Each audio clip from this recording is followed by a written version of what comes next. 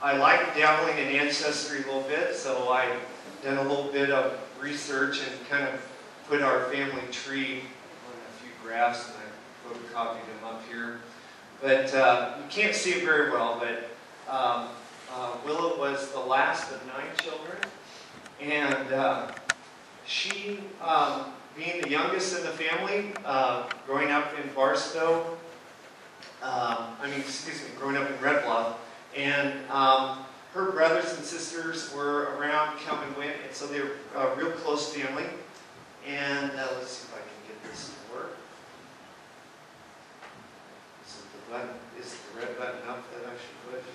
No, it should be the arrow. Arrow.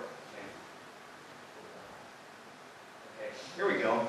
I like this picture. This is Mom down in the bottom at the center.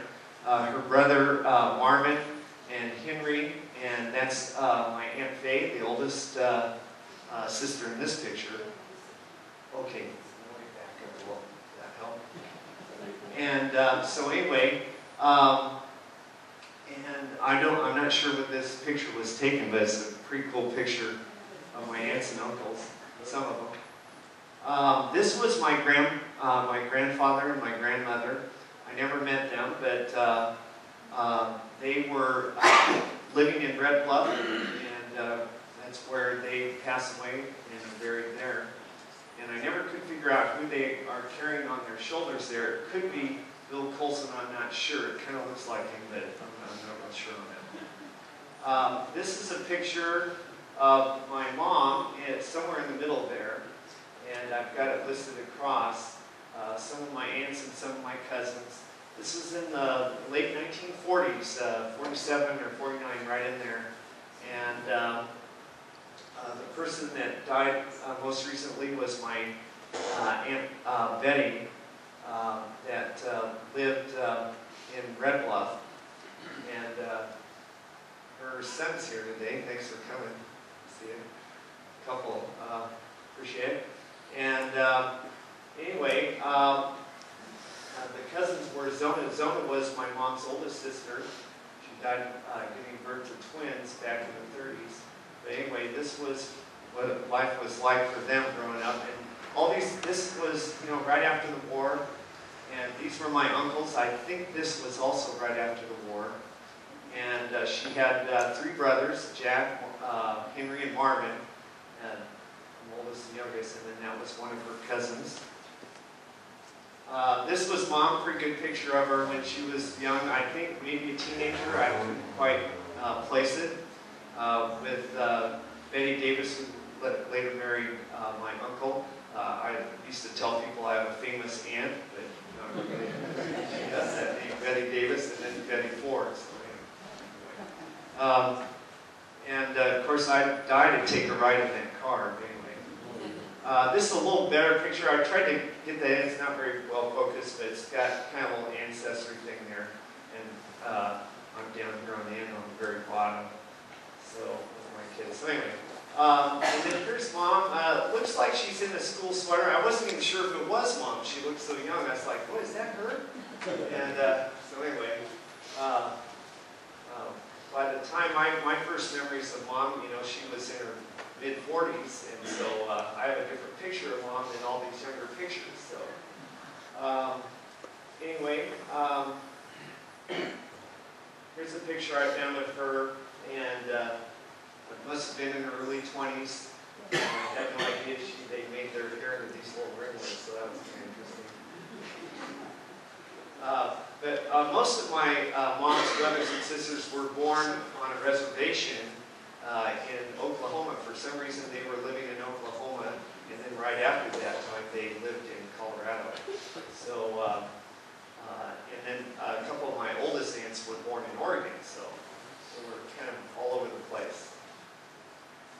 This was a couple of my mom's older sisters. Zona on the right, that was her oldest sister, and then her fourth oldest sister down, which was Aunt Dorothy, who died a few years ago. And her son is still alive. I talked with him on vacation down in Southern California. Real nice family down there. This is my Aunt Elsie. I grew up at a young age with my Aunt Elsie. She was always in my life from when I first could remember. She was the aunt that was around a lot, her and Aunt Faye. And my Aunt Elsie is the one that brought the truth of the gospel to our family. This is kind of funny picture of her because you would have never seen her in her later life in this outfit. She's got cowboy chaps on and a gun holster on, and I thought, wow, what a cool picture of my aunt.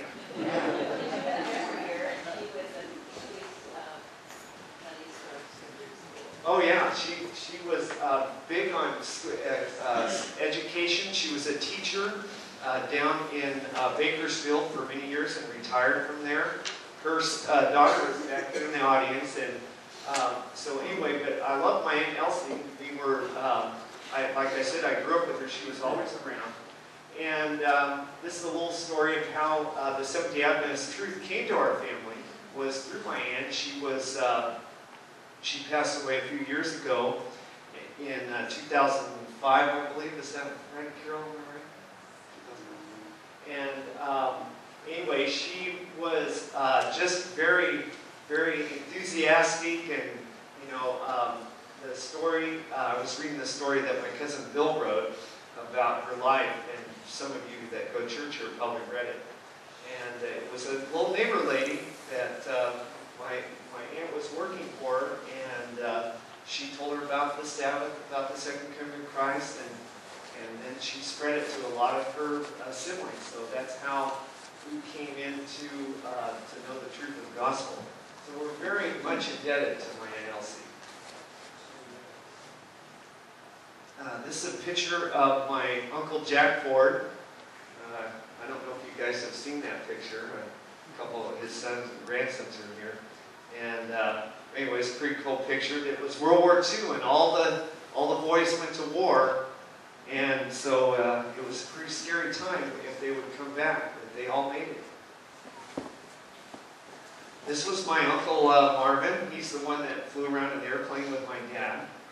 And he's the one that introduced my mom and dad to each other.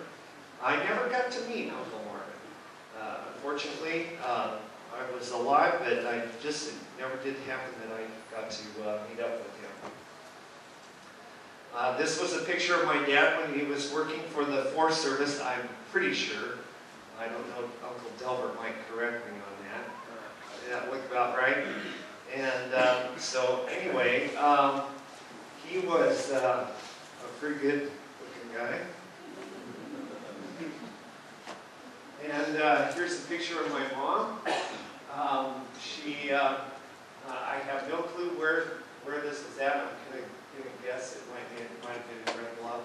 For those that live in Red Bluff around here, might be able to help me out. So anyway, and looked pretty good dressed up in his suit there. And this is the earliest picture I can find of them together. And that's when they got married, so it might have been around that time that they were, that this picture was taken.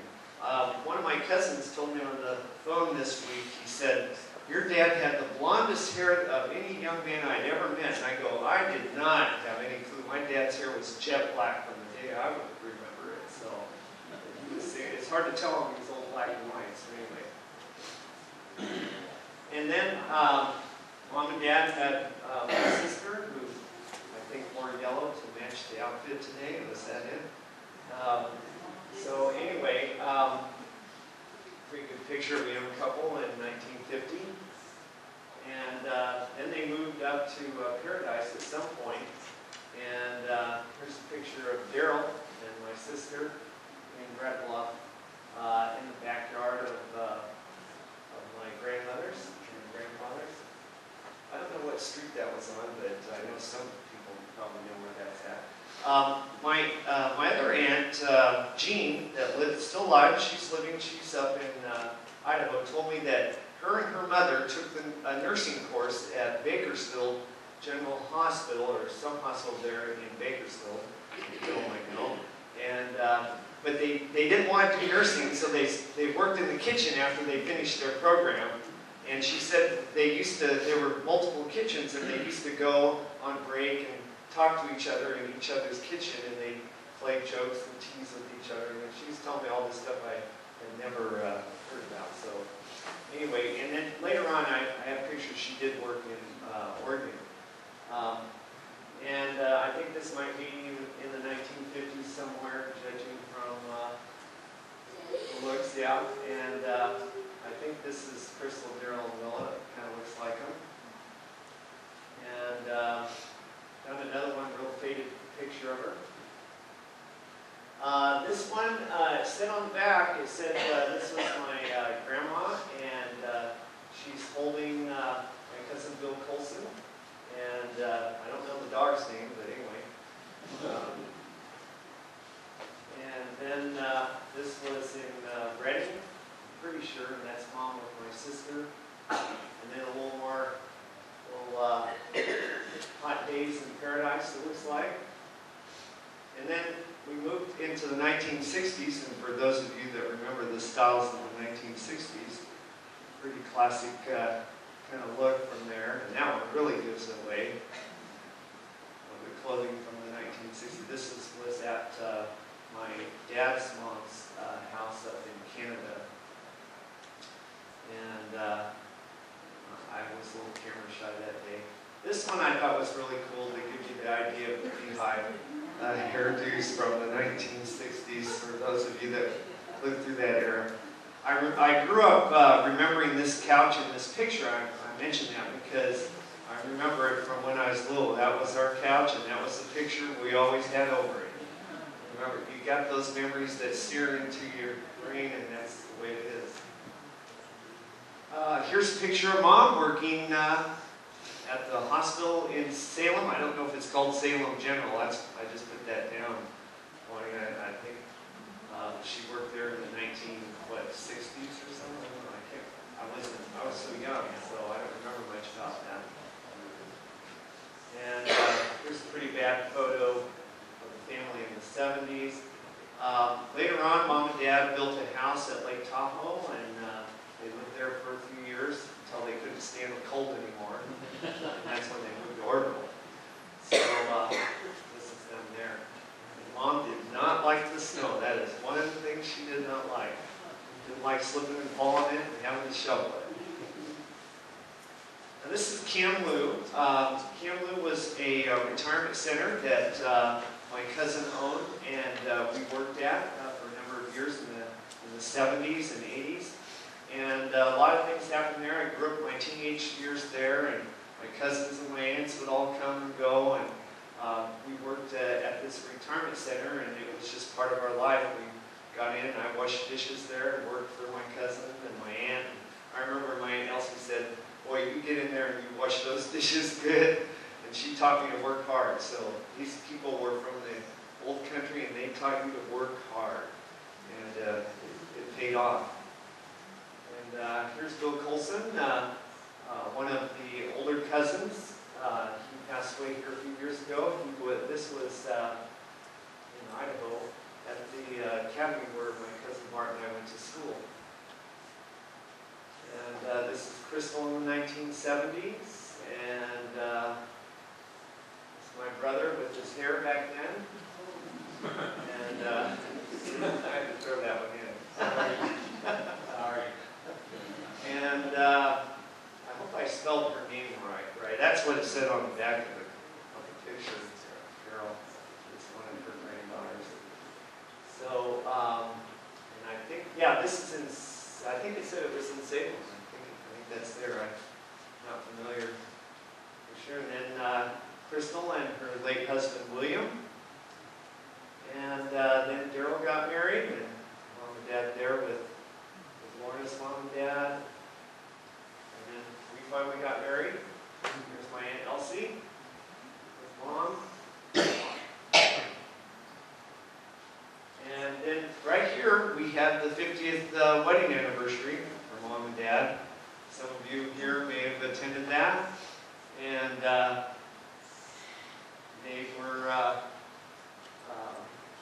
they were married for a total of, I believe, 59 years, if I'm not mistaken. And then this was the birth of her first grandchild, Nina. And here's the Orville Church. I see Mrs. Barley there and a few others. And this was her favorite park up in Sterling City. We've been to that park. I couldn't think of the name of it. Yeah, thank you. I appreciate that. Yeah. And she loved to go up there. We took her up there, I think it was in July. Was it July? Katie went with us, right? And we had a little picnic up there with mom, and she was able to enjoy the park one more time. And this is mom in her dining room. My mom wasn't the cook in the family. My dad was. I think she got smart on that one and let him do the cooking. And so, but she was always there helping out. And many of you may remember this, the nativity. I think mom and dad were in that a few times here at the church.